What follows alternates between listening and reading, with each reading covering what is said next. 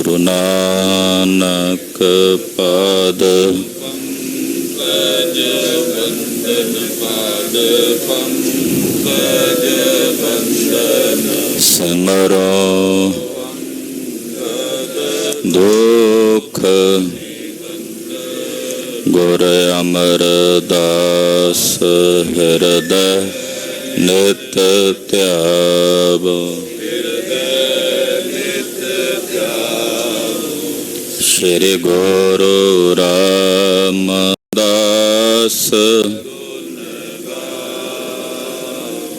ਗੁਰੂ ਅਰਜਨ ਬਿਘਨਨ ਕੇ ਬਿਘਨਨ ਹਰ ਗੋਬਿੰਦ ਸ਼ੁਭ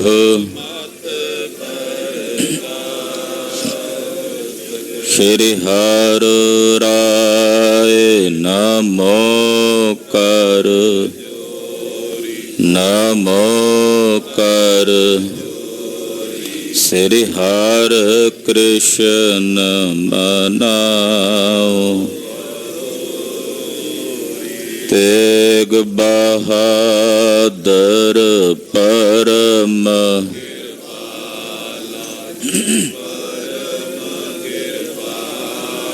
ਸ਼੍ਰੀ ਗੁਰੂ ਗੋਬਿੰਦ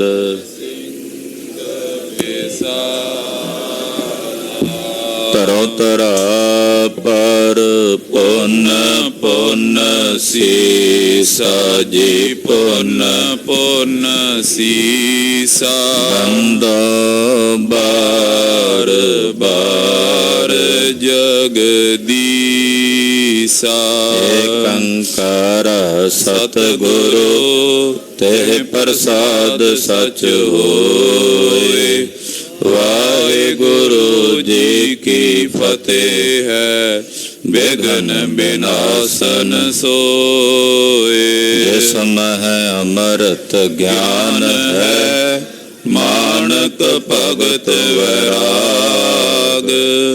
ਗੁਰੂ ਗ੍ਰੰਥ ਸਾਹਿਬ ਉਦਦ ਬੰਦੋ ਕਰ ਅਨੁਰਾਗ। ਗੁਰੂ ਗ੍ਰੰਥ ਸਾਹਿਬ ਉਦਦ ਬੰਦੋ ਕਰ ਅਨੁਰਾਗ। ਸਤਿਨਾਮ ਸ੍ਰੀ ਵਾਹਿਗੁਰੂ ਸਾਹਿਬ ਜੀਓ। ਦੋਹਰਾ ਲਖਨ ਲਗੇ ਜਬ ਨਰ ਕਲਾ। ਫੇਰਿਓ ਬੋਰ ਸੁਭਾਵ ਭਏ ਬਾਲ ਅਨਜਾਨ ਸੇ। ਕੀਨੋ ਆਪਨ ਛਪਾਵ। ਵਾਹਿਗੁਰੂ ਜੀ ਕਾ ਖਾਲਸਾ ਵਾਹਿਗੁਰੂ ਜੀ ਕੀ ਫਤਿਹ। ਪਰਮ ਸਤਿਕਾਰਯੋਗ ਸਨਮਾਨਯੋਗ ਗੁਰੂ ਕੀ ਸਾਜੀ ਔਰ ਨਵਾਜੀ ਹੋਈ। ਗੁਰੂ ਕਾ ਖਾਸ ਰੂਪ ਗੁਰੂ ਖਾਲਸਾ ਸਾਧ ਸੰਗਤ ਜੀਓ ਧੰਤਾ ਦੇ ਪਾਤਰ ਹੋ। ਪਿਛਲੇ ਪੈਰਾਂ ਦੇ ਸਜੇ ਹੋਏ ਦੀਵਾਨਾਂ 'ਚ ਹਾਜ਼ਰੀਆਂ ਭਰ ਕੇ ਜਗਤ ਗੁਰੂ ਸ੍ਰੀ ਗੁਰੂ ਗ੍ਰੰਥ ਸਾਹਿਬ ਜੀ ਮਹਾਰਾਜ ਜੀ ਦੇ ਦਰਸ਼ਨ ਪਰਸ ਕੇ ਸਤਿਗੁਰਾਂ ਨੌਵੇਂ ਪਾਤਸ਼ਾਹ ਦੇ ਪਾਵਨ ਪਵਿੱਤਰ ਸੱਚਖੰਡ ਦਰਬਾਰ ਵਿੱਚ ਜੁੜ ਕੇ ਦੀਵਾਲੀ ਦੇ ਜੋੜ ਮੇਲੇ ਬੰਦੀ ਛੋੜ ਦਿਵਸ ਬਹੁਤ ਹੀ ਸ਼ਰਧਾ ਭਾਵਨਾ ਅਦਬ ਸਤਿਕਾਰ ਸਹਿਤ ਗੁਰੂ ਚਰਨਾਂ 'ਚ ਇਕੱਤਰ ਹੋ ਕੇ ਮਨਾ ਰਹੇ ਹੋ। ਦੀਵਿਆਂ ਦੀ ਰਾਤ, ਕਿਉਂਕਿ ਦੀਵਿਆਂ ਦੀ ਰਾਤ ਦਾ ਮਤਲਬ ਹੀ ਦੀਵਾਲੀ ਹੈ ਕਿ ਜਦੋਂ ਅੰਧਕਾਰ ਨੂੰ ਦੂਰ ਕਰਨ ਲਈ, ਹਨੇਰੇ ਨੂੰ ਦੂਰ ਕਰਨ ਲਈ, ਆਪਣੇ ਹਿਰਦੇ ਦੀ ਖੁਸ਼ੀ ਨੂੰ ਪ੍ਰਗਟ ਕਰਨ ਵਾਸਤੇ ਦੀਵੇ ਜਗਾਏ ਜਾਂਦੇ। ਪੂਰੇ ਸੰਸਾਰ ਭਰ ਵਿੱਚ ਆਪਣੇ ਹਿਰਦੇ ਦੀ ਖੁਸ਼ੀ ਨੂੰ ਪ੍ਰਗਟ ਕਰਨ ਵਾਸਤੇ ਦੀਪਮਾਲਾ ਕੀਤੀ ਜਾਂਦੀ ਹੈ, ਰੌਸ਼ਨੀ ਕੀਤੀ ਜਾਂਦੀ ਹੈ। ਮੇਰੀ ਪੀਰੀ ਦੇ ਮਾਲਕ ਧੰਨ ਸ਼੍ਰੀ ਗੁਰੂ ਹਰਗੋਬਿੰਦ ਸਾਹਿਬ ਸੱਚੇ ਪਾਤਸ਼ਾਹ, ਅੱਜ ਅੰਮ੍ਰਿਤ ਵੇਲੇ ਪਾਵਨ ਸ਼ਬਦ ਦੀ ਕਥਾ ਦੌਰਾਨ ਛੇਵੇਂ ਪਾਤਸ਼ਾਹ ਦਾ ਇਤਿਹਾਸ ਵਿਚਾਰਿਆ ਸੀ, ਉਸ ਨੂੰ ਦੁਹਰਾਉਣ ਲੱਗੇ ਹਾਂ। ਜਿਸ ਵਕਤ ਬਾਦਸ਼ਾਹ ਜਹਾਂਗੀਰ ਨੂੰ ਮਿਲਣ ਲਈ ਪਾਤਸ਼ਾਹ ਦਿੱਲੀ ਪਹੁੰਚੇ ਤਾਂ ਚੰਦੂ ਵਰਗੇ, ਮੁਰਤਜ਼ਾ ਖਾਂ ਵਰਗੇ ਪਾਤਸ਼ਾਹ ਦੇ ਜਿਹੜੇ ਵਿਰੋਧੀ ਸਨ, ਉਹਨਾਂ ਦਾ ਯਤਨ ਸੀ ਕਿ ਕਿਸੇ ਤਰੀਕੇ ਸ੍ਰੀ ਗੁਰੂ ਹਰਗੋਬਿੰਦ ਸਾਹਿਬ ਜੀ ਨੂੰ ਵੀ ਪੰਜਵੇਂ ਪਾਤਸ਼ਾਹ ਜੀ ਮਹਾਰਾਜ ਜੀ ਵਾਂਗੋਂ ਕਤਲ ਕੀਤਾ ਜਾਵੇ। ਚੰਦੂ ਨੇ ਕਈ ਤਰ੍ਹਾਂ ਦੀਆਂ ਵਿਉਂਤਾਂ ਬਣਾਈਆਂ। ਜਿਸ ਵਕਤ ਸਤਿਗੁਰੂ ਜੀ ਜਹਾਂਗੀਰ ਦੇ ਸਮੇਤ ਆਗਰੇ ਪਹੁੰਚੇ ਤਾਂ ਚੰਦੂ ਨੇ ਇੱਥੇ ਇੱਕ ਨਜੂਮੀ, ਜਿਹਦੇ ਤੇ ਜਹਾਂਗੀਰ ਬਾਦਸ਼ਾਹ ਦਾ ਬੜਾ ਵਿਸ਼ਵਾਸ ਤੇ ਯਕੀਨ ਸੀ, ਉਹਨੂੰ ਜਾ ਕੇ 5000 ਰੁਪਏ ਦਾ ਲਾਲਚ ਦਿੱਤਾ ਕਿ ਤੂੰ ਜਹਾਂਗੀਰ ਬਾਦਸ਼ਾਹ ਨੂੰ ਕਹਿਣਾ ਹੈ ਕਿ ਤੇਰੇ ਤੇ ਸਾੜ ਸਤੀ ਆਈ ਹੋਈ ਹੈ। ਇਹ ਸਾੜ ਸਤੀ ਤਾਂ ਟਲੇਗੀ ਜੇ ਨਾਮ ਹਰਗੋਬਿੰਦ ਹੋਵੇ, ਸੋਢੀਆਂ ਦੀ ਕੁੱਲ 'ਚ ਜਨਮਿਆ ਹੋਵੇ, ਉਹ ਤੇਰੇ ਵਾਸਤੇ ਗਵਾਲੀਅਰ ਦੇ ਕਿਲੇ ਵਿੱਚ ਨਜ਼ਰਬੰਦ ਹੋ ਕੇ 40 ਦਿਨ ਜਪ ਜਪੇ। ਨਜੂਮੀ ਕਹਿਣ ਲੱਗਾ ਠੀਕ ਹੈ। ਅਗਲੇ ਦਿਨ ਮਲੀਨ ਜਿਹਾ ਰੂਪ ਬਣਾ ਕੇ, ਬੜਾ ਜਿਵੇਂ ਚਿੰਤਾ 'ਚ ਹੁੰਦਾ, ਪਖੰਡ ਕਰਕੇ ਨਜੂਮੀ ਬਾਦਸ਼ਾਹ ਕੋਲ ਆਇਆ। ਬਾਦਸ਼ਾਹ ਨੇ ਵੇਖਿਆ ਕਿ ਨਜੂਮੀ ਦਾ ਚਿਹਰਾ ਉਤਰਿਆ ਹੋਇਆ। ਆਖਿਆ, ਨਜੂਮੀ ਕੀ ਗੱਲ ਹੈ, ਬੜਾ ਫਿਕਰਮੰਦ ਹੈ। ਕਹਿੰਦਾ, ਜੀ ਤੁਹਾਡਾ ਦਿੱਤਾ ਖਾਣਾ ਤੇ ਤੁਹਾਡੀ ਫਿਕਰ ਹੁੰਦੀ ਹੈ। ਮੈਂ ਕੱਲ ਤੇਰੀ ਜਨਮ ਪੱਤਰੀ ਵਿਚਾਰ ਰਿਹਾ ਸੀ ਤੇ ਵੇਖ ਕੇ ਹੈਰਾਨ ਹੋਇਆ ਕਿ ਬਾਦਸ਼ਾਹ ਤੇਰੇ ਤੇ ਸਾੜ ਸਤੀ ਆਉਣ ਵਾਲੀ ਹੈ। ਉਹ ਸਾੜ ਸਤੀ 7.5 ਘੜੀਆਂ ਵੀ ਰਹਿ ਸਕਦੀ ਹੈ, ਉਹ ਸਾੜ ਸਤੀ 7.5 ਦਿਨ ਵੀ ਰਹਿ ਸਕਦੀ ਹੈ, ਉਹ ਸਾੜ ਸਤੀ 7.5 ਮਹੀਨੇ ਵੀ ਚੱਲ ਸਕਦੀ ਤੇ 7.5 ਸਾਲ ਵੀ ਲੱਗ ਸਕਦੇ। ਇਦਾਂ ਦੇ ਜਿਹੜੇ ਲੋਕ ਹੁੰਦੇ ਆ ਬਾਦਸ਼ਾਹ ਵਗੈਰਾ, ਇਹ ਥੋੜੇ ਜਿਹੇ ਵਹਿਮੀ ਹੁੰਦੇ ਆ। ਤੁਸੀਂ ਹੁਣ ਵੀ ਰਾਜਨੀਤਿਕਾਂ ਦੇ ਹੱਥਾਂ ਵਿੱਚ ਇਦਾਂ ਦੇ ਬੜੇ ਧਾਗੇ ਤਵੀਤ ਜੇ ਵੇਖੋਗੇ। ਇੱਕਦਮ ਡਰ ਗਿਆ, ਕਹਿਣ ਲੱਗਾ, ਇਹ ਕਿਵੇਂ ਟਲ ਸਕਦੀ ਹੈ। ਨਜੂਮੀ ਨੇ ਅੱਖਾਂ ਬੰਦ ਕੀਤੀਆਂ ਤੇ ਥੋੜਾ ਜਿਹਾ ਪਖੰਡ ਕਰਕੇ ਬਾਅਦ 'ਚ ਅੱਖਾਂ ਖੋਲ ਕੇ ਬੋਲਿਆ। ਕਹਿੰਦਾ, ਇਹਦਾ ਉਪਾਅ ਮੈਂ ਵੇਖਿਆ ਕਿ ਸੋਢੀਆਂ ਦੀ ਕੁੱਲ ਦਾ ਸਾਹਿਬਜ਼ਾਦਾ ਹੋਵੇ, ਨਾਮ ਸ਼੍ਰੀ ਹਰਗੋਬਿੰਦ ਹੋਵੇ, ਨਿਰਮਲ ਆਤਮਾ ਹੋਵੇ, ਉਹ ਜਾ ਕੇ ਤੇਰੇ ਵਾਸਤੇ ਗਵਾਲੀਅਰ ਦੇ ਕਿਲੇ ਵਿੱਚ 40 ਦਿਨ ਤਪ ਕਰੇ, ਫਿਰ ਇਹ ਤੇਰੀ ਸਾੜ ਸਤੀ ਟਲੇਗੀ। ਕਹਿੰਦਾ, ਇਦਾਂ ਦੇ ਨਾਮ ਵਾਲਾ ਵਿਅਕਤੀ ਕਿੱਥੇ ਲੱਭਾਂ। ਲਾਗਿਓ ਚੰਦੂ ਬੋਲਿਆ, ਕਹਿੰਦਾ, ਜੀ ਲੱਭਣ ਦੀ ਕੀ ਲੋੜ ਆ, ਉਹ ਤਾਂ ਤੁਹਾਡੇ ਨਾਲ ਹੀ ਨੇ। ਗੁਰੂ ਹਰਗੋਬਿੰਦ ਸਾਹਿਬ, ਉਹਨਾਂ ਦੀ ਵੀ ਕੁੱਲ ਸੋਢੀਆਂ ਦੀ, ਉਹਨਾਂ ਤੋਂ ਨਿਰਮਲ ਆਤਮਾ ਕਿਹੜੀ ਹੋ ਸਕਦੀ। ਬਾਦਸ਼ਾਹ ਕਹਿਣ ਲੱਗਾ, ਵੀ ਠੀਕ ਹੈ। ਸਤਿਗੁਰਾਂ ਕੋਲ ਪਹੁੰਚਿਆ, ਬੜਾ ਮਾਯੂਸ ਜਿਹਾ ਚਿਹਰਾ ਬਾਦਸ਼ਾਹ ਦਾ, ਤੇ ਸਤਿਗੁਰਾਂ ਨੂੰ ਜਾ ਕੇ ਕਹਿੰਦਾ, ਮਹਾਰਾਜ ਮੇਰੇ ਤੇ ਸਾੜ ਸਤੀ ਆਈ ਹੋਈ ਹੈ, ਉਹ ਤਾਂ ਟਲੇਗੀ ਜੇ ਤੁਸੀਂ ਮੇਰੇ ਵਾਸਤੇ ਗਵਾਲੀਅਰ ਦੇ ਕਿਲੇ 'ਚ 40 ਦਿਨ ਤਪ ਕਰੋਗੇ। ਸਤਿਗੁਰੂ ਜੀ ਹੱਸ ਪਏ ਤੇ ਕਹਿੰਦੇ, ਬਾਦਸ਼ਾਹ ਸਾੜ ਸਤੀ ਤੇਰੇ ਤੇ ਨਹੀਂ ਆਈ, ਪਰ ਜਿਹਦੇ ਤੇ ਆਈ ਆ ਉਹਦੇ ਤੇ ਟਲਣੀ ਕੋਈ ਨਹੀਂ, ਜਿੰਨੇ ਮਰਜ਼ੀ ਉਪਾਅ ਕਰ ਲੈ। ਇਸ਼ਾਰਾ ਚੰਦੂ ਵੱਲ ਸੀ।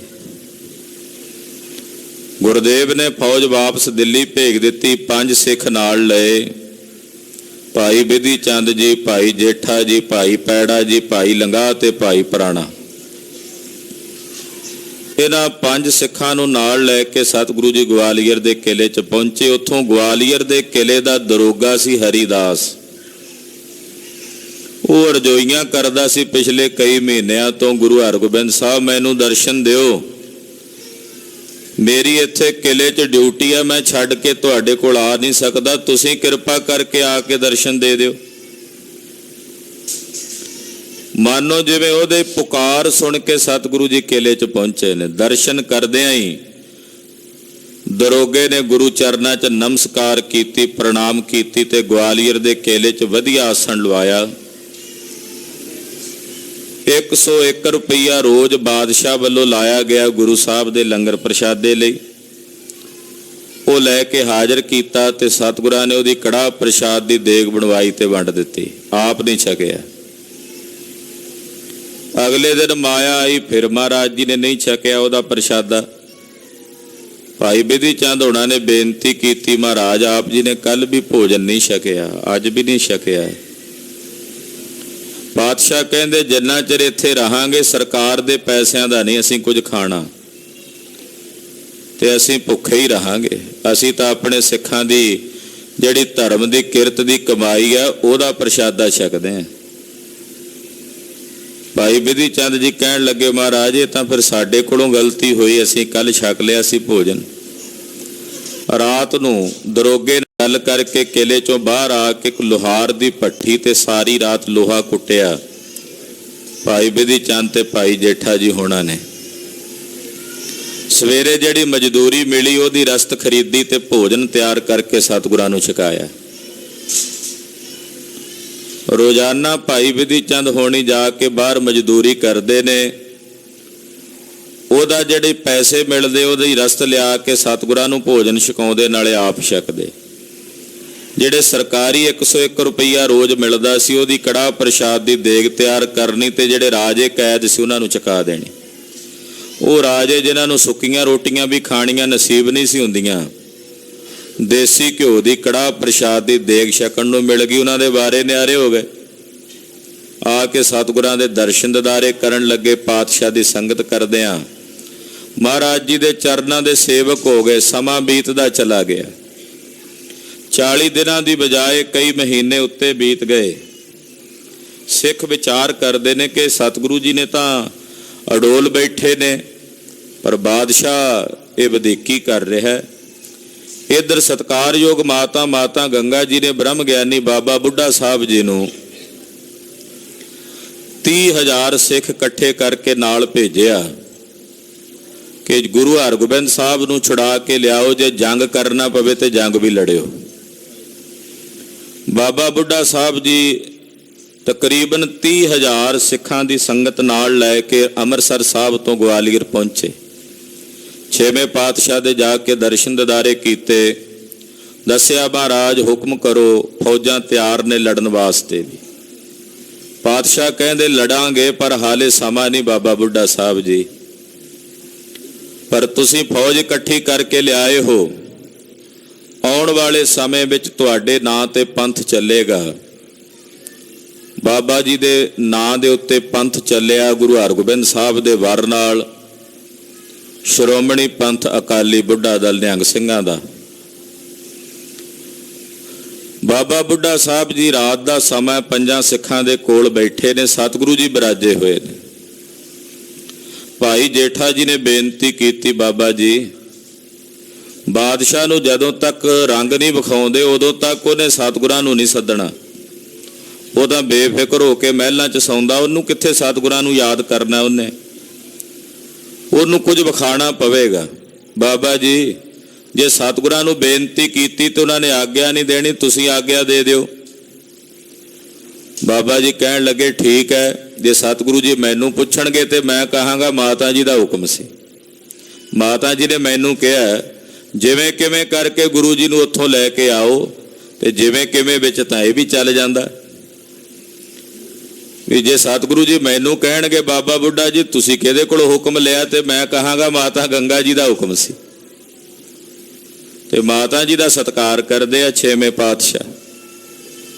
ਭਾਈ ਜੇਠਾ ਜੀ ਹੋਣਾ ਨੇ, ਭਾਈ ਬਿਧੀ ਚੰਦ ਜੀ ਹੋਣਾ ਨੇ ਰਾਤ ਦੇ ਸਮੇਂ ਜਹਾਂਗੀਰ ਬਾਦਸ਼ਾਹ ਨੂੰ ਜਾ ਡਰਾਇਆ। ਉਹਦੇ ਮਹਿਲ 'ਚ ਪਹੁੰਚ ਕੇ ਸ਼ੇਰ ਦਾ ਰੂਪ ਬਣਾਇਆ, ਛਾਤੀ ਤੇ ਪੈਰ ਧਰ ਲਏ, ਗੁਰੂ ਹਰਗੋਬਿੰਦ ਸਾਹਿਬ ਦਾ ਨਾਂ ਲਿਆ ਤੇ ਪਿੱਛੇ ਹਟ ਗਏ। ਜਹਾਂਗੀਰ ਨੇ ਜਾਣ ਲਿਆ ਵੀ ਜਾਪਦਾ ਇਹੀ ਸਾੜ ਸਤੀ ਸੀ ਜਿਹੜੀ ਮੇਰੇ ਕੋਲ ਆਉਣੀ ਸੀ। ਗੁਰੂ ਹਰਗੋਬਿੰਦ ਸਾਹਿਬ ਦਾ ਨਾਂ ਨਾ ਲੈਂਦਾ ਤੇ ਇਹਨਾਂ ਸ਼ੇਰਾਂ ਮੈਨੂੰ ਮਾਰ ਦੇਣਾ ਸੀ। ਅਗਲੇ ਦਿਨ ਮੌਲਵੀ ਸੱਦ ਕੇ ਬਥੇਰੇ ਜਾਦੂ ਟੂਣੇ ਕਰਵਾਏ, ਧਾਗੇ ਤਵੀਤ ਬੱਧੇ, ਆਲੇ ਦੁਆਲੇ ਲੋਹੇ ਦਾ ਪਿੰਜਰਾ ਬਣਵਾ ਲਿਆ, ਪਰ ਸਿੱਖ ਫਿਰ ਜਾ ਪਹੁੰਚੇ। ਅਖੀਰ ਨੂੰ ਭਾਈ ਜੇਠੇ ਨੇ ਨਜੂਮੀ ਦਾ ਰੂਪ ਬਣਾਇਆ ਤੇ ਦਿੱਲੀ ਪਹੁੰਚੇ। ਜਹਾਂਗੀਰ ਬਾਦਸ਼ਾਹ ਨੂੰ ਆ ਕੇ ਮਿਲੇ।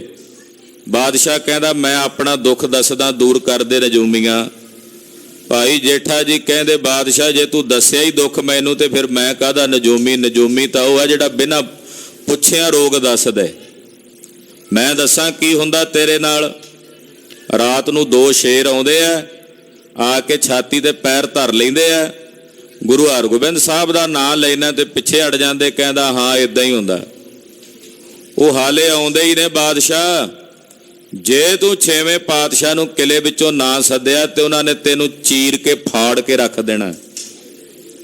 ਉਹ 6ਵੇਂ ਪਾਤਸ਼ਾਹ ਦਾ ਭੈ ਮੰਨਦੇ ਐ ਤਾਂ ਨਹੀਂ ਜੇ ਤੈਨੂੰ ਮਾਰਦੇ। ਤੂੰ 40 ਦਿਨਾਂ ਲਈ ਮਲੇਛਾ ਸਤਿਗੁਰਾਂ ਨੂੰ ਭੇਜਿਆ ਸੀ, ਤੂੰ ਮੁੜ ਕੇ ਪੁੱਛਿਆ ਵੀ ਨਹੀਂ। ਕਈ ਮਹੀਨੇ ਬੀਤ ਗਏ ਨੇ, ਸਤਿਗੁਰਾਂ ਨੂੰ ਸੱਦਿਆ ਨਹੀਂ, ਸੱਦ ਲੈ। ਬਾਦਸ਼ਾਹ ਡਰਿਆ ਹੋਇਆ। ਉਸੇ ਵੇਲੇ ਅਹਿਲਕਾਰ ਤਿਆਰ ਕੀਤੇ, ਅਗਲੇ ਦਿਨ ਭੇਜੇ ਮਹਾਰਾਜ ਜੀ ਨੂੰ ਲੈ ਕੇ ਆਓ। 6ਵੇਂ ਪਾਤਸ਼ਾਹ ਨੂੰ ਆ ਕੇ ਅਹਿਲਕਾਰਾਂ ਨੇ ਬੇਨਤੀ ਕੀਤੀ। ਗਰੀਬ ਨਵਾਜ ਪਾਤਸ਼ਾਹ ਜੀ ਨੇ ਤਿਆਰੇ ਕੀਤੇ ਤੇ ਰਾਜੇ ਗੁਰੂ ਸਾਹਿਬ ਦੇ ਚਰਨਾਂ 'ਚ ਆ ਗਏ। ਮਹਾਰਾਜ ਸਾਨੂੰ ਸਾਡੇ ਤੇ ਕਿਰਪਾ। ਗੁਰਦੇਵ ਕਹਿੰਦੇ ਚੰਗਾ ਭਾਈ, ਤੁਹਾਨੂੰ ਵੀ ਨਾਲ ਲੈ ਕੇ ਚੱਲਾਂਗੇ। ਉਹਨੂੰ ਕਿਹਾ ਅਸੀਂ ਇਹਨਾਂ ਦੇ ਸਮੇਤ ਆਉਣਾ। ਕਹਿੰਦਾ ਜੀ ਮੈਂ ਤਾਂ ਤੁਹਾਨੂੰ ਲਿਜਾ ਸਕਦਾ। ਪਾਤਸ਼ਾਹ ਕਹਿੰਦੇ ਹੁਣ ਇਹ ਵੀ ਨਾਲ ਹੀ ਆਉਣਗੇ, ਨਹੀਂ ਤਾਂ ਅਸੀਂ ਵੀ ਇਹਨਾਂ ਦੇ ਨਾਲ ਇੱਥੇ ਬੈਠੇ ਆ। ਬਾਦਸ਼ਾਹ ਨੇ ਸੁਨੇਹਾ ਭੇਜਿਆ ਮਹਾਰਾਜ ਮੈਂ ਬੜਾ ਨੁਕਸਾਨ ਕਰਾ ਕੇ, ਬੰਦੇ ਮਰਵਾ ਕੇ, ਪੈਸਾ ਖਰਚ ਕੇ ਨਾ ਰਾਜਿਆਂ ਨੂੰ ਕੈਦੀ ਬਣਾਇਆ। ਇਹ ਮੇਰੀ ਈਨ ਨਹੀਂ ਸੀ ਮੰਨਦੇ। ਅਣਖੀ ਰਾਜੇ ਨੇ ਤੇ ਮੈਂ ਇਹਨਾਂ ਨੂੰ ਕੈਦ ਕੀਤਾ। ਇਹਨਾਂ ਨੂੰ ਮੈਂ ਛੱਡ ਦਿਆਂਗਾ ਤੁਹਾਡੇ ਨਾਲ ਤੇ ਮੇਰੇ ਖਿਲਾਫ ਬਗਾਵਤ ਕਰਨਗੇ। 6ਵੇਂ ਪਾਤਸ਼ਾਹ ਨੇ ਸੁਨੇਹਾ ਭੇਜਿਆ ਕਿ ਜਾ ਕੇ ਬਾਦਸ਼ਾਹ ਨੂੰ ਕਹਿ ਦਿਓ ਕਿ ਇਹ ਸਾਡੀ ਸ਼ਰਨ 'ਚ ਆ ਗਏ ਨੇ, ਇਹਨਾਂ ਨੇ ਸਾਡੀ ਪਨਾਹ ਗ੍ਰਹਿਣ ਕਰ ਲਈ ਹੈ।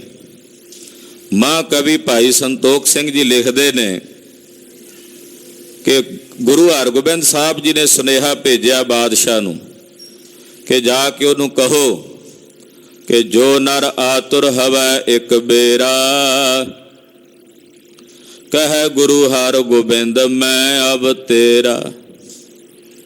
ਇਹਾਂ ਛਡਾਵਨ ਕਿਆ ਹੈ ਅਨ ਬਨ, ਨੇੜ ਨ ਆਨ ਦੇਹੂੰ ਜਮ ਦੂਤਨ। ਮਹਾਰਾਜ ਜੀ ਕਹਿੰਦੇ ਬਾਦਸ਼ਾਹ ਨੂੰ ਕਹੋ ਕਿ ਜਿਹੜਾ ਆਤੁਰ ਹੋ ਕੇ, ਹਿਰਦੇ ਚੋਂ ਦੁਖੀ ਹੋ ਕੇ, ਆਤੁਰ ਕਹਿੰਦੇ ਨੇ ਦੁਖੀ ਨੂੰ, ਹਿਰਦੇ ਚੋਂ ਦੁਖੀ ਹੋ ਕੇ ਧਾ ਮਾਰ ਕੇ ਆਖੇ ਹੇ ਗੁਰੂ ਹਰਗੋਬਿੰਦ ਮੈਂ ਤੇਰਾ। ਬਸ ਇੰਨਾ ਹੀ ਕਹਿ ਦੇਵੇ, ਹਿਰਦੇ ਦੀ ਪੁਕਾਰ ਵਿੱਚੋਂ ਕਹਿ ਦੇਵੇ, ਦੁਖੀ ਹੋ ਕੇ, ਵਿਆਕੁਲ ਹੋ ਕੇ, ਧਾ ਮਾਰ ਕੇ ਕਹਿ ਦੇਵੇ ਹੇ ਗੁਰੂ ਹਰਗੋਬਿੰਦ ਮੈਂ ਤੇਰਾ। ਤੇ ਬਾਦਸ਼ਾਹ ਇਸ ਕਿਲੇ ਵਿੱਚੋਂ ਛੁਡਾਣਾ ਮੇਰੇ ਲਈ ਕੋਈ ਔਖੀ ਗੱਲ ਨਹੀਂ। ਮੈਂ ਤਾਂ ਉਹਨਾਂ ਦੇ ਨੇੜੇ ਜਮਦੂਤ ਵੀ ਨਾ ਫਰਕਣ ਦਿਆਂ।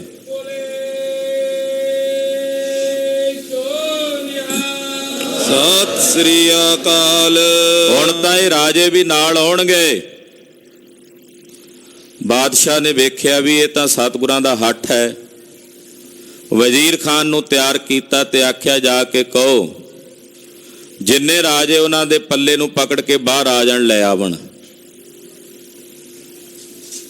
ਕਿਉਂਕਿ ਜਹਾਂਗੀਰ ਨੇ ਇਹਦੇ 'ਚ ਨੀਤੀ ਖੇਡੀ ਸੀ। ਉਹ ਜਾਣਦਾ ਸੀ ਵੀ ਅਣਖੀ ਰਾਜੇ ਨੇ, ਮੇਰੀ ਇਹਨਾਂ ਨੇ ਇੰਨੀ ਮੰਨੀ ਤਦੇ ਤੇ ਮੈਂ ਕੈਦ ਕੀਤੇ ਨੇ। ਇਹ ਮਰਦੇ ਮਰ ਜਾਣਗੇ ਪਰ ਕਿਸੇ ਦਾ ਪੱਲਾ ਫੜ ਕੇ ਨਹੀਂ ਆਉਣਗੇ। ਉਹਨੇ ਤਾਂ ਇਹ ਨੀਤੀ ਖੇਡੀ ਸੀ, ਪਰ ਉਹ ਇਹ ਨਹੀਂ ਸੀ ਜਾਣਦਾ ਕਿ ਰਾਜੇ ਤਾਂ ਗੁਰੂ ਸਾਹਿਬ ਦੇ ਸੇਵਕ ਬਣ ਗਏ ਨੇ। ਉਹ ਤਾਂ ਸਾਹਿਬ ਦਾ ਪੱਲਾ ਫੜ ਕੇ ਲੋਕ ਪਰਲੋਕ ਤਰਨ ਦੀ ਇੱਛਾ ਰੱਖਦੇ ਨੇ। ਗੁਰਦੇਵ ਨੇ ਬਕਾਇਦਾ ਐਸਾ ਚੋਲਾ ਤਿਆਰ ਕਰਵਾਇਆ। 50 ਰਾਜਿਆਂ ਨੇ ਪੱਲਾ ਪਕੜ ਲਿਆ, ਕਲੀਆਂ ਪਕੜ ਲਈਆਂ। 2 ਰਾਜੇ ਰਹਿ ਗਏ। ਮਹਾਰਾਜ ਸਾਡਾ ਕੀ ਬਣੇਗਾ? ਪਾਤਸ਼ਾਹ ਕਹਿੰਦੇ ਫਿਕਰ ਨਾ ਕਰੋ, ਆਹ 2 ਪੱਲੇ ਚੋਲੇ ਦੇ ਅਗਲੇ ਨੇ, ਤੁਸੀਂ ਪਕੜ ਲਓ। 52 ਦੇ 52 ਰਾਜਿਆਂ ਨੂੰ ਨਾਲ ਲੈ ਕੇ ਗਵਾਲੀਅਰ ਦੇ ਕਿਲੇ ਚੋਂ ਲੈ ਕੇ ਬਾਹਰ ਦਰਵਾਜ਼ੇ ਚੋਂ ਸਤਿਗੁਰੂ ਜੀ ਨਿਕਲੇ ਨੇ। ਬੇੜੀਆਂ ਨਾਲ ਜਕੜੇ ਹੋਏ ਨੇ ਰਾਜੇ, ਸਰੀਰ ਤੇ ਜੂਆਂ ਪਈਆਂ ਹੋਈਆਂ ਨੇ, ਫਟੇ ਪੁਰਾਣੇ ਕੱਪੜੇ, ਕਿਸੇ ਦੇ ਐਣ ਕਿਸੇ ਦੇ ਨਹੀਂ। ਜਦੋਂ ਕਿਲੇ ਚੋਂ ਬਾਹਰ ਲੈ ਕੇ ਆਏ, ਮਹਾਕਵੀ ਜੀ ਲਿਖਦੇ ਐ, ਕਹਿੰਦੇ ਏਦਾਂ ਜਾਪਦਾ ਜਿਵੇਂ ਨਰਕ ਕੁੰਡ ਚੋਂ ਖਿੱਚ ਕੇ ਸਤਿਗੁਰਾਂ ਨੇ ਇਹਨਾਂ ਨੂੰ ਬਾਹਰ ਲੈ ਆਉਂਦਾ ਹੋਵੇ। ਬਾਹਰ ਲਿਆਂਦਿਆਂ ਸਾਰ ਲੋਹਾਰ ਨੂੰ ਸੱਦ ਕੇ ਇਹਨਾਂ ਦੇ ਸਰੀਰ ਦੀਆਂ ਬੇੜੀਆਂ ਕੱਟੀਆਂ ਗਈਆਂ। ਬੇੜੀਆਂ ਕੱਟ ਕੇ ਸੋਹਣੇ ਸਵੱਛ ਬਸਤਰ ਪਹਿਨਾ ਕੇ, ਮਾਨੋ ਜਿਵੇਂ ਕਾਢੀ ਨਰਕ ਤੇ ਧੂ, ਗੁਰਬਾਣੀ ਦਾ ਮਹਾਂਵਾਕ ਹੈ ਨਾ ਵੀ ਧੂ ਕੇ ਖਿੱਚ ਕੇ ਗੁਰਦੇਵ ਨੇ ਨਰਕ ਚੋਂ ਕੱਢ ਕੇ ਪਾਤਸ਼ਾਹ ਨੇ ਮਾਨੋ ਜਿਵੇਂ ਸਵਰਗ ਵਰਗੀ ਜ਼ਿੰਦਗੀ ਦੇ ਦਿੱਤੀ ਇਹਨਾਂ ਰਾਜਿਆਂ ਨੂੰ। ਤੇ ਇਹਨਾਂ ਦੀਆਂ ਬੇੜੀਆਂ ਕੱਟੀਆਂ ਗਈਆਂ। ਜਿੰਨੀ ਉੱਥੇ ਸੰਗਤ ਸੀ, ਗਵਾਲੀਅਰ ਦੇ ਇਲਾਕੇ ਦੇ ਲੋਕ ਸੀ, ਇਹਨਾਂ ਰਾਜਿਆਂ ਦੇ ਅਹਿਲਕਾਰ ਵੀ ਪਹੁੰਚ ਗਏ ਸਨ। ਉੱਥੇ ਮੇਰੇ ਸਾਹਿਬ ਦਾ ਇੱਕ ਨਾਮ ਉੱਚੀ ਆਵਾਜ਼ ਵਿੱਚ ਉਹਨਾਂ ਸਾਰਿਆਂ ਨੇ ਰਲ ਕੇ ਬੁਲੰਦ ਕਰਦਿਆਂ ਕਿਹਾ, ਆਖਿਆ, ਦਾਤਾ ਬੰਦੀ ਛੋੜ, ਦਾਤਾ ਬੰਦੀ ਛੋੜ। ਬਕਾਇਦਾ ਉੱਥੇ ਮਹਾਰਾਜ ਜੀ ਦਾ ਅਸਥਾਨ ਅੱਜ ਕੱਲ੍ਹ ਸੁਸ਼ੋਭਿਤ ਹੈ, ਔਰ ਉਸ ਅਸਥਾਨ ਦਾ ਨਾਮ ਹੈ ਗੁਰਦੁਆਰਾ ਦਾਤਾ ਬੰਦੀ ਛੋੜ ਸਾਹਿਬ। ਰਾਜਿਆਂ ਨੂੰ ਨਾਲ ਲੈ ਕੇ ਪਾਤਸ਼ਾਹ ਦਿੱਲੀ ਪਹੁੰਚੇ ਨੇ। ਬਾਦਸ਼ਾਹ ਦੇ ਨਾਲ ਸੰਧੀ ਕਰਵਾ ਕੇ ਰਾਜੇ ਛੱਡ ਦਿੱਤੇ ਹਨ। ਚੰਦੂ ਪਾਪੀ ਨੂੰ, ਮਲੇਛ ਨੂੰ ਗੁਰਦੇਵ ਨੇ ਇੱਥੇ ਨੱਕ 'ਚ ਨਕੇਲ ਪਵਾ ਕੇ ਗ੍ਰਿਫਤਾਰ ਕੀਤਾ ਤੇ ਆਖਿਆ, ਚੰਦੂ ਤੇਰੇ ਤੋਂ ਸਾੜ ਸਤੀ ਨਹੀਂ ਸੀ ਟਲਣੀ, ਤੂੰ ਜੋ ਪਾਕ ਕਰਨੇ ਸੀ ਕਰ ਲਏ ਨੇ। ਔਰ ਦਿੱਲੀ ਤੋਂ ਚੱਲ ਕੇ ਗਰੀਬ ਨਵਾਜ ਪਾਤਸ਼ਾਹ ਸ੍ਰੀ ਅੰਮ੍ਰਿਤਸਰ ਸਾਹਿਬ ਆਏ।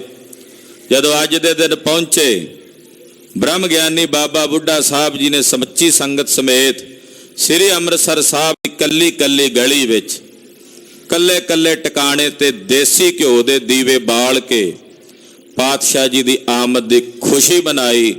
ਉਹ ਬੰਦੀ ਛੋੜ ਦਿਵਸ ਸਮੁੱਚੇ ਖਾਲਸੇ ਪੰਥ ਵਿੱਚ ਉਸ ਦਿਨ ਤੋਂ ਮਨਾਉਣ ਦੀ ਪਰੰਪਰਾ ਗੁਰੂ ਘਰ ਵਿੱਚ ਚੱਲੀ।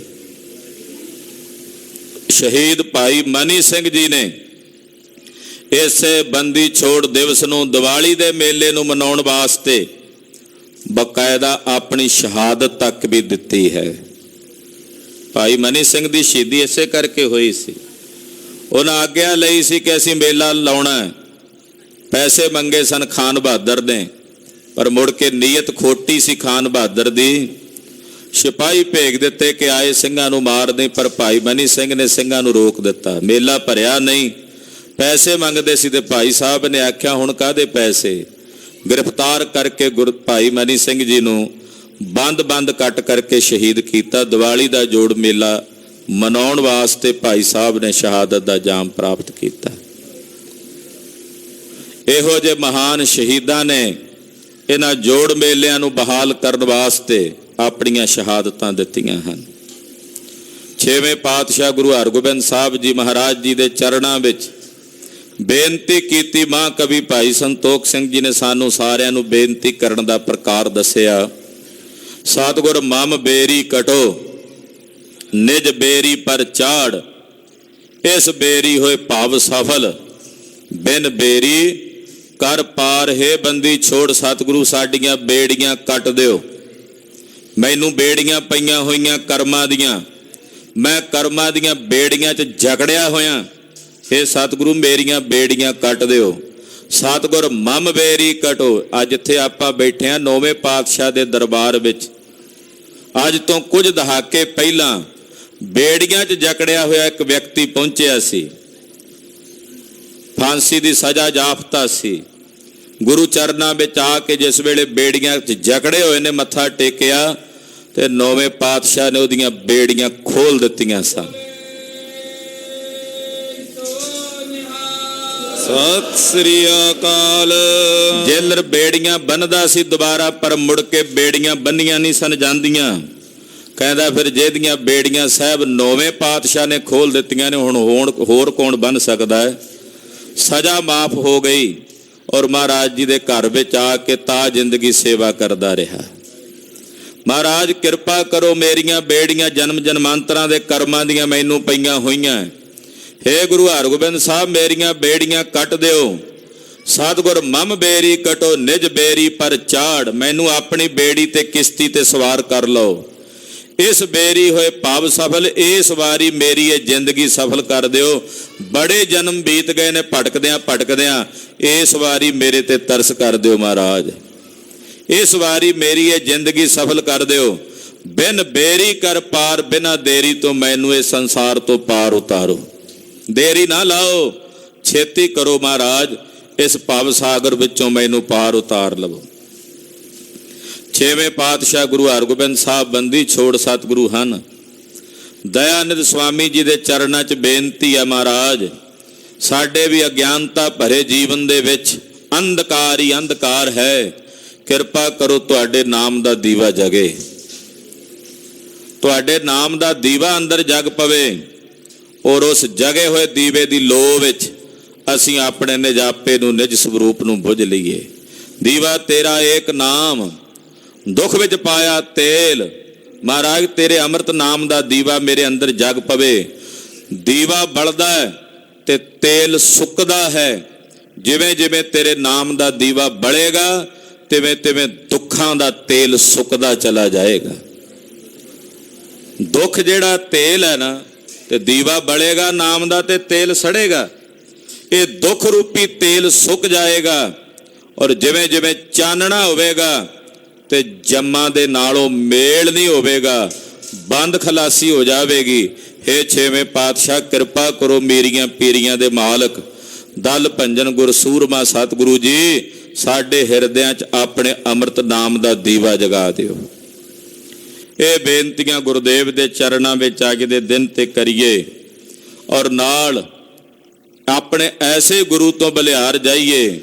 ਐਸੇ ਗੁਰ ਕੋ ਬਲ ਬਲ ਜਾਈਐ, ਐਸੇ ਗੁਰ ਕੋ ਬਲ ਬਲ ਜਾਈਐ, ਐਸੇ ਗੁਰ ਕੋ ਬਲ ਬਲ ਜਾਈਐ, ਐਸੇ ਗੁਰ ਕੋ ਬਲ ਬਲ ਜਾਈਐ, ਐਸੇ ਗੁਰ ਕੋ ਬਲ ਬਲ ਜਾਈਐ, ਐਸੇ ਗੁਰ ਕੋ ਬਲ ਬਲ ਜਾਈਐ, ਐਸੇ ਗੁਰ ਕੋ ਬਲ ਬਲ ਜਾਈਐ, ਐਸੇ ਗੁਰ ਕੋ ਬਲ ਬਲ ਜਾਈਐ। ਆਪ ਮੁਕਤ ਮੋਹਿ ਤਾਰੈ, ਆਪ ਮੁਕਤ ਮੋਹਿ ਤਾਰੈ, ਆਪ ਮੁਕਤ ਮੋਹਿ ਤਾਰੈ, ਆਪ ਮੁਕਤ ਮੋਹਿ ਤਾਰੈ।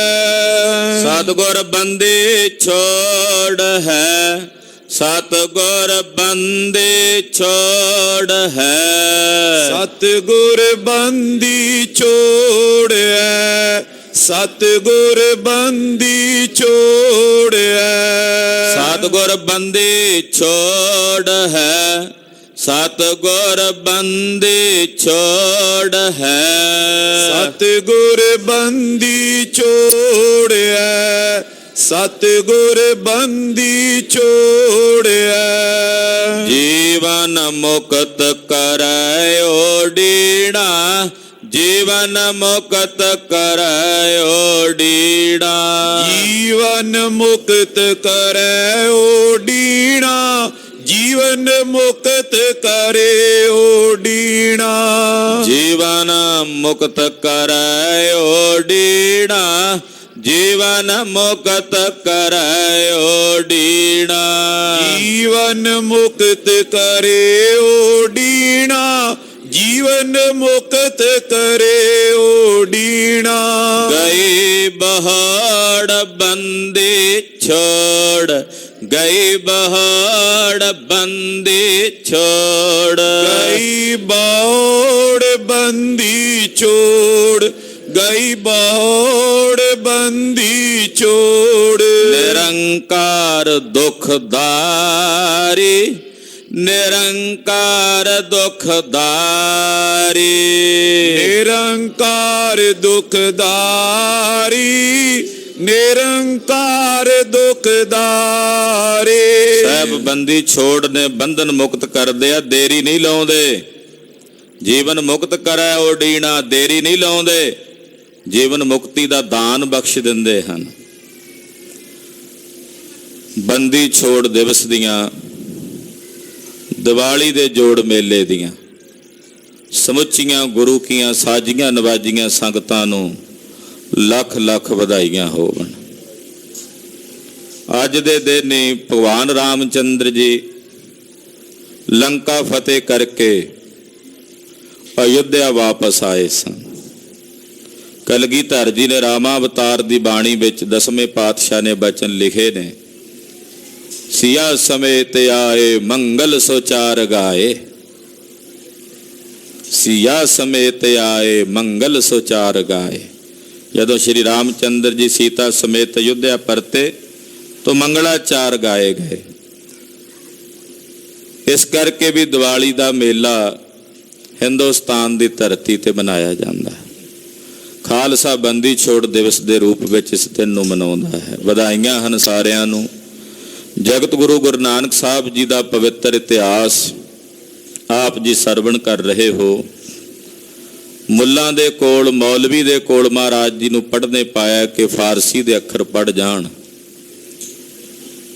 जिस वेले मुल्ला ने सतगुरां नूं पढ़ाई है फारसी, सिहरफ ही पढ़ाउंदा है। मुल्लां दे बोलण विच कुछ देरी लगदी है, पर सतगुरु जी उहदे तों पहलां बोल पैंदे है।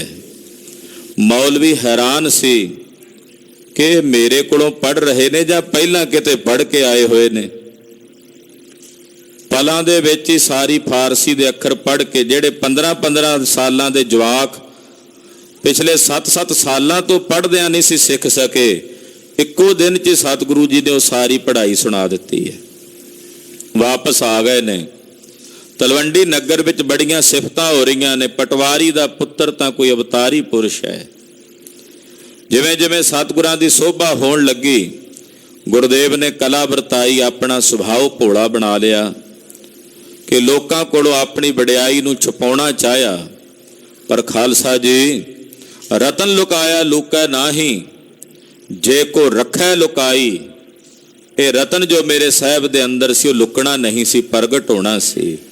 आओ जगत गुरु गुरु नानक साहब जी की पावन अमृतमयी कथा नाल जुड़िए, हाजरियां लवाओ ते रसना नूं पवित्र करो। सतनाम श्री वाहिगुरु साहिब जी, सतनाम श्री वाहिगुरु साहिब जी। दोहरा लखन लगे जब नर कला, फेरे बोर सुभाव। जदों नगर दे लोग सतगुरां दी कला जानन लग पे भी नानक तां कोई अवतारी पुरुष है, तां गुरुदेव ने अपना सुभाव एकदम फेर लिया। मानो जिवें लोकां कोलों अपना भेद पातशाह ने छुपाना सी, इदां दी खेड़ सतगुरु जी ने वरता दित्ती, अपना सुभाव फेर लिया। पए बाल अनजान से कीनो अपन छपाव। जिवें कोई अनजान जे बालक हुंदे आ ना, भी जिवें जिवें आपां कह दिंदे आ भी ये बच्चा सिद्धर है, भी ये गलबात नहीं करदा, बोलदा चालदा नहीं, इदां दा सुभाव गुरु नानक साहब ने बना लिया। पहला बहुत वचन विलास करते लोग सुनते सन, हुण अचानक चुप हो गए ने। अनजान जा स्वरूप महाराज जी ने अपना बना लिया और जिनहर पाया तिन्ह छपाया दी खेड़ नूं प्रगट कीता है। सवैया पुर बार जाए तारे तारू कै। सतगुरु जी नगर तो बाहर जाते हैं ते बाहर जाके जिवें दरख्त हुंदे है, उन्हां दरख्तां दी छां थल्ले लेट जाते हैं। पट तान शरीर पै पोडे रहे। नगर तो बाहर जाते ने, किसी बच्चे नाल गल नहीं करते ना खेडते ने। एकदम बच्चे भी पिछे हट गए, महाराज जी ने माया वरता दी। जेड़े बच्चे महाराज जी दे पिछे पिछे दौड़े फिरदे सी, महाराज जी ने आप ही दूर कर दिते सारे। बाहर जाके दरखत दे थल्ले एक चादरा लैके उत्ते चादर शरीर ते ताण लेंदे महाराज, और घंटियां बद्धी चादर दे थल्ले लेटे रहिंदे हन। न बोलत को बोलावत है नार। जे कोई आके सतगुरां नूं बुलाउंदा है, महाराज जी अगों बोलदे नहीं, ਕੋਈ ਜਵਾਬ ਨਹੀਂ ਦਿੰਦੇ। ਬੇਖੁਦ ਅੰਤਰ ਧਿਆਨ ਲਹੇ। ਜਿਵੇਂ ਕੋਈ ਬੇਖੁਦੀ ਜੀ ਵਰਗੇ ਸੁਭਾਅ ਵਾਲਾ ਹੁੰਦਾ, ਏਦਾਂ ਮਹਾਰਾਜ ਜੀ ਬੇਖੁਦ ਜੇ ਹੋਏ ਬਾਹਰੋਂ ਆਪਣੇ ਅੰਤਰਾਤਮੇ ਧਿਆਨ ਜੋੜੀ ਰੱਖਦੇ ਹਨ। ਕਬਿਆਨ ਪਰੇ ਘਰ ਮਾਤੇ ਉਠਾਵਤ। ਕਦੇ ਬਾਹਰੋਂ ਘਰ ਆ ਜਾਂਦੇ ਨੇ, ਘਰ ਆ ਕੇ ਮੰਜੇ ਤੇ ਪਲੰਗੇ ਤੇ ਪਾਤਸ਼ਾਹ ਜੀ ਬੈਠ ਜਾਂਦੇ ਤੇ ਬਿਰਾਜ ਜਾਂਦੇ। ਬਹੁਤਾ ਸਮਾਂ ਲੇਟੇ ਹੀ ਰਹਿੰਦੇ, ਚਾਦਰ ਲੈ ਲੈਂਦੇ ਉੱਤੇ, ਕੋਲ ਆ ਕੇ ਮਾਤਾ ਜੀ ਉਠਾਉਂਦੇ ਹਨ। ਤੋਪੀ ਉਠੇ ਨਹਿ ਮੋਨ ਗਹੇ। ਮਾਤਾ ਜੀ ਉਠਾਉਂਦੇ ਹਿਲਾ ਕੇ, ਪੁੱਤਰ ਨਾਨਕ ਉੱਠ, ਕੁਝ ਜਲ ਪਾਣੀ ਛਕ ਲੈ, ਭੋਜਨ ਛਕ ਲੈ। ਪਰ ਸਤਿਗੁਰੂ ਜੀ ਅੱਗੋਂ ਨਹੀਂ ਬੋਲਦੇ, ਨਾ ਹੀ ਮਾਤਾ ਜੀ ਦੇ ਉਠਾਇਆ ਉੱਠਦੇ ਹਨ। ਪਲੰਗੇ ਤੇ ਪਾਤਸ਼ਾਹ ਜੀ ਬਿਰਾਜੇ ਰਹਿੰਦੇ ਹਨ। ਇੱਕ ਠੌਰ ਪਾਏ ਜੋਗ ਬਾਸੁਰ ਬੀਤੇ। ਕਹਿੰਦੇ ਇੱਕੋ ਜਗ੍ਹਾ ਤੇ ਪਿਆਂ ਪਿਆਂ 2-2 ਦਿਨ ਬੀਤ ਜਾਂਦੇ, ਮਹਾਰਾਜ ਜੀ ਮੰਜੇ ਤੋਂ ਉੱਠਦੇ ਹੀ ਨਹੀਂ। ਜੁਗ ਬਾਸਰ 2-2 ਦਿਨ ਮੰਜੇ ਤੇ ਪਿਆ ਮਹਾਰਾਜ ਜੀ ਨੂੰ ਲੇਟਿਆਂ ਬੀਤ ਜਾਂਦੇ, ਨਹੀਂ ਉੱਠਦੇ।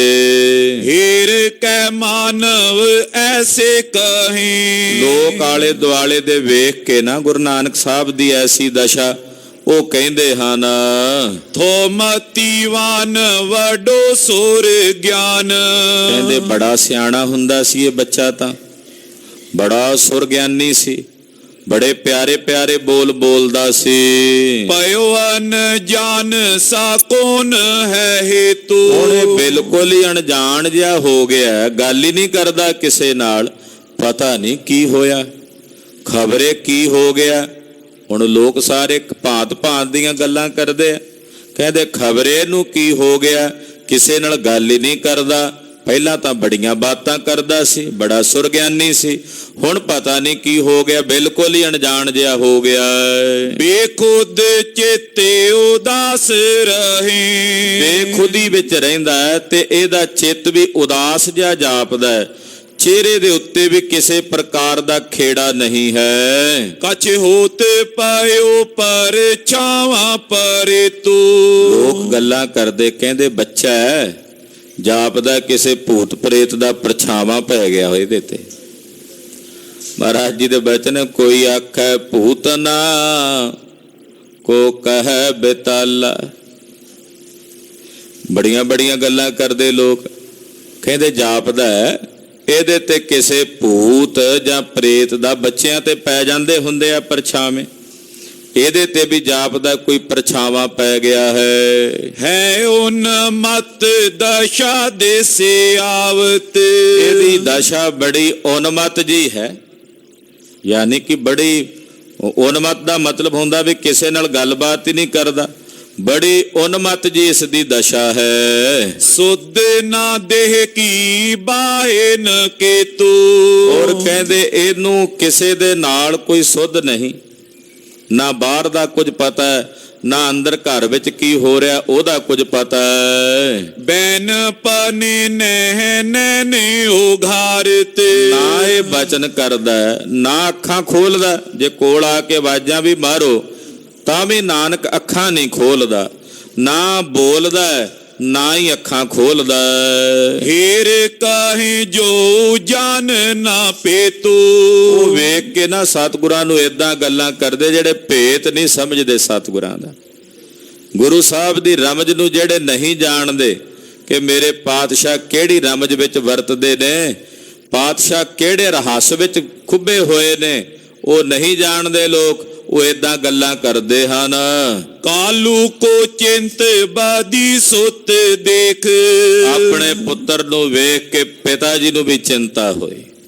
ਪਿਤਾ ਮਹਿਤਾ ਕਾਲੂ ਜੀ ਦਾ ਮਨ ਵੀ ਇੱਕਦਮ ਪਰੇਸ਼ਾਨ ਹੁੰਦਾ ਹੈ। ਵਿਸ਼ੇਕ ਉਪਾਏ ਕਰੇ ਜੋ ਬਤਾਇਆ।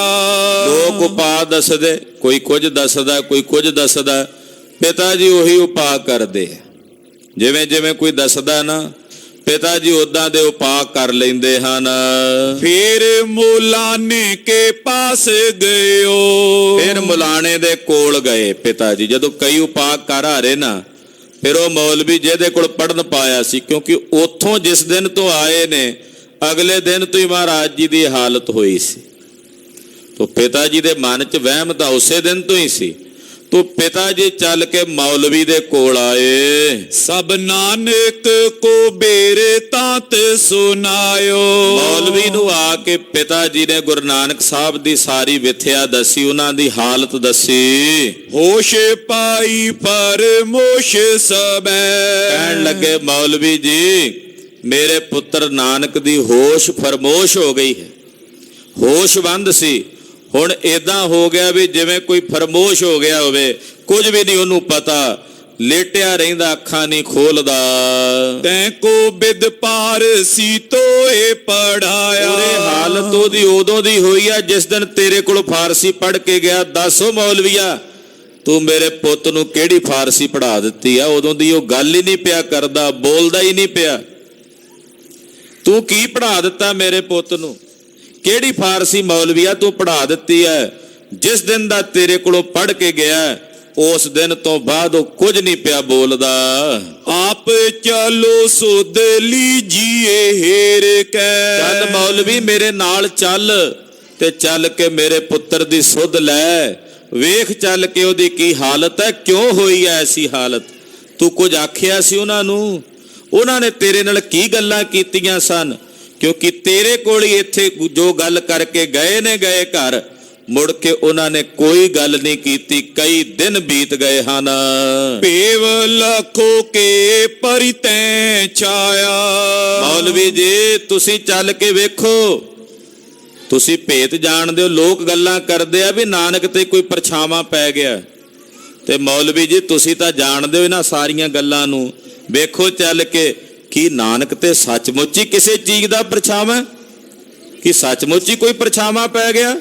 ਹੇ ਮੌਲਵੀ ਜੀ ਚਲੋ ਚੱਲ ਕੇ ਵੇਖੋ, ਮੇਰਾ ਇੱਕ ਇੱਕ ਲਾਲ ਹੈ, ਉਹਦੀ ਵੀ ਹਾਲਤ ਹੋ ਰਹੀ ਹੈ। ਕਾਲੂ ਕੇ ਸੰਗ ਮੋਲਾ ਨਾ ਗਇਓ। ਪਿਤਾ ਜੀ ਦੇ ਬਚਨ ਸੁਣ ਕੇ ਮੌਲਵੀ ਜੀ ਕਹਿੰਦੇ, ਚਲੋ ਪਟਵਾਰੀ ਜੀ ਮੈਂ ਤੁਹਾਡੇ ਨਾਲ ਚੱਲਦਾ ਹਾਂ। ਜੈ ਨਾਨਕ ਜੀ ਧਰ ਪੋੜ ਰਹੇ। ਜਿਸ ਜਗ੍ਹਾ ਤੇ ਸਤਿਗੁਰੂ ਗੁਰੂ ਨਾਨਕ ਸਾਹਿਬ ਜੀ ਜ਼ਮੀਨ ਤੇ ਲੇਟੇ ਹੋਏ, ਉੱਤੇ ਚਾਦਰਾ ਲਿਆ ਹੋਇਆ, ਕਹਿੰਦੇ ਉੱਥੇ ਮੈਨੂੰ ਲੈ ਕੇ ਚੱਲੋ। ਤਾਨ ਸੰਬਿਆਨ ਸ਼ਰੀਰ ਕੇ ਉਪਰ।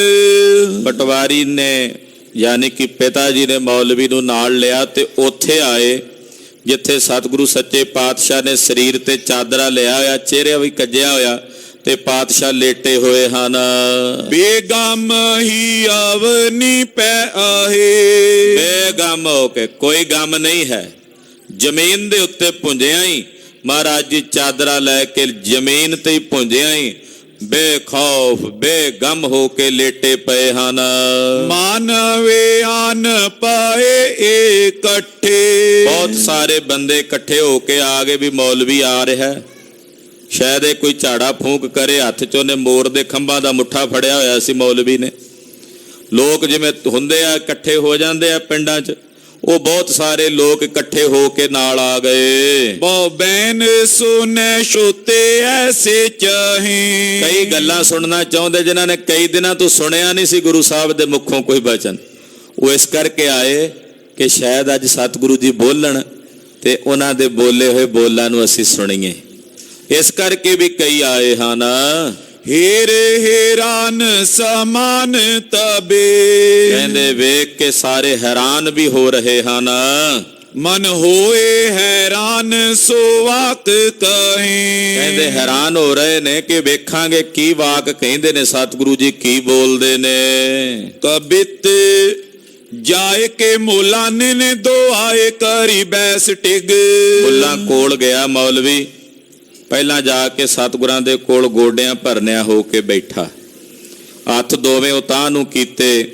ਇਹਨੇ ਦੁਆ ਕੀਤੀ ਖੁਦਾਵੰਦ ਕਰੀਮ ਦੇ ਚਰਨਾਂ 'ਚ, ਜਿਵੇਂ ਦੁਆ ਕਰਦੇ ਹੁੰਦੇ ਐ ਇਸਲਾਮ ਭਾਈਚਾਰੇ ਦੇ ਲੋਕ, ਉਦਾਂ ਇਹਨੇ ਕੋਲ ਬਹਿ ਕੇ ਦੋਵੇਂ ਹੱਥ ਉਤਾਂਹ ਨੂੰ ਕਰਕੇ ਦੁਆ ਕੀਤੀ। ਤੁਮ ਪਰ ਮਿਹਰ ਸੋ ਪਰਵਦਗਾਰ ਕੀ। ਦੁਆ ਕਰਕੇ ਮੌਲਵੀ ਜੀ ਬੋਲੇ, ਹੇ ਨਾਨਕ ਤੁਹਾਡੇ ਤੇ ਪਰਵਰਦਗਾਰ ਦੀ ਬੜੀ ਮਿਹਰ ਹੈ।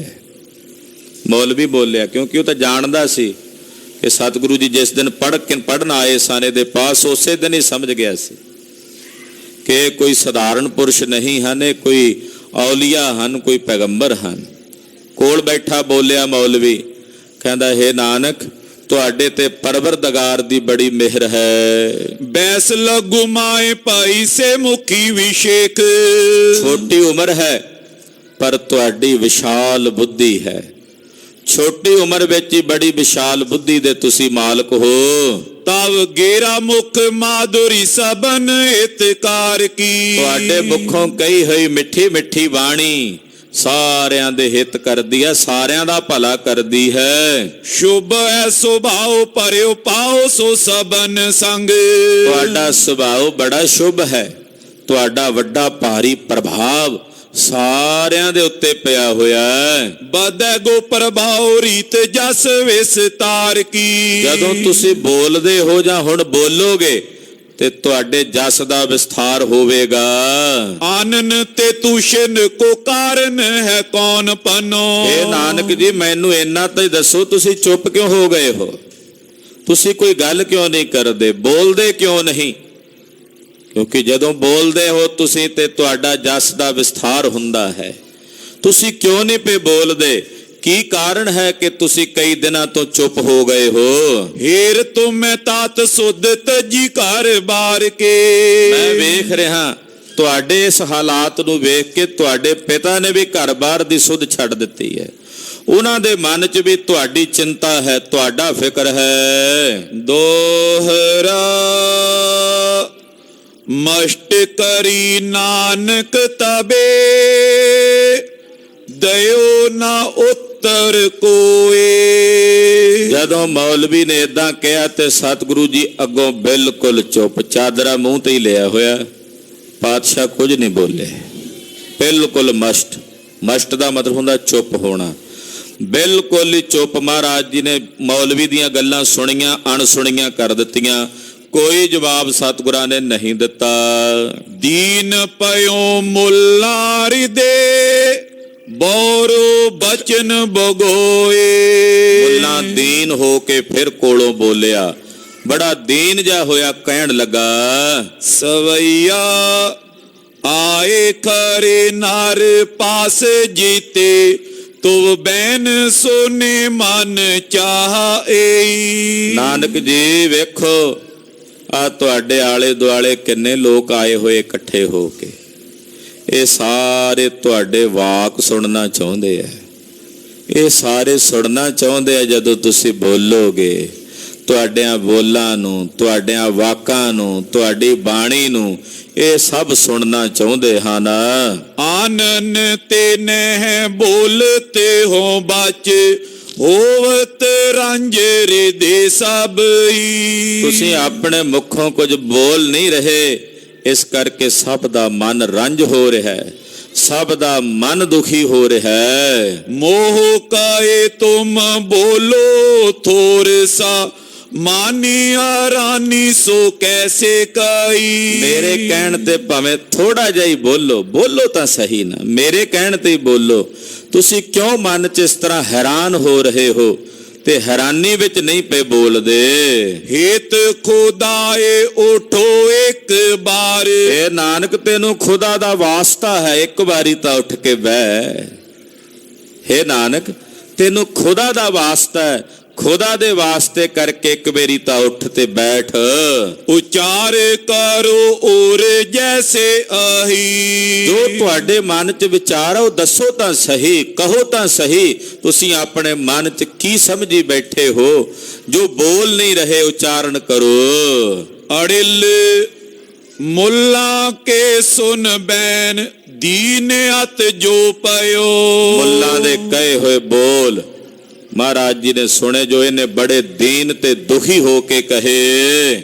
ਬੋਰੋ ਹੇਤ ਖੁਦਾਏ ਨਾਮ ਮੁਖ ਤੇ ਕਯੋ। ਫਿਰ ਮਹਾਰਾਜ ਜੀ ਨੇ ਸੁਣਿਆ, ਇਹਨੇ ਖੁਦਾ ਦਾ ਵਾਸਤਾ ਪਾਇਆ। ਹੁਣ ਜਦੋਂ ਖੁਦਾ ਦਾ ਵਾਸਤਾ ਪਾਇਆ ਤੇ ਫਿਰ ਮੇਰੇ ਸਾਹਿਬ ਨੂੰ ਬੋਲਣਾ ਹੀ ਪੈਣਾ ਸੀ। ਹਾਂਜੀ, ਦੋਨੋਂ ਚਸ਼ਮ ਕੁਸ਼ਾਦ ਨਿਸ਼ਸਤੇ ਸਮੂਹੇ। ਮਹਾਰਾਜ ਜੀ ਨੇ ਨੇਤਰ ਖੋਲੇ, ਚਾਦਰਾ ਮੂੰਹ ਤੋਂ ਲਾਇਆ, ਉੱਠ ਕੇ ਬੈਠ ਗਏ ਸਤਿਗੁਰੂ ਜੀ।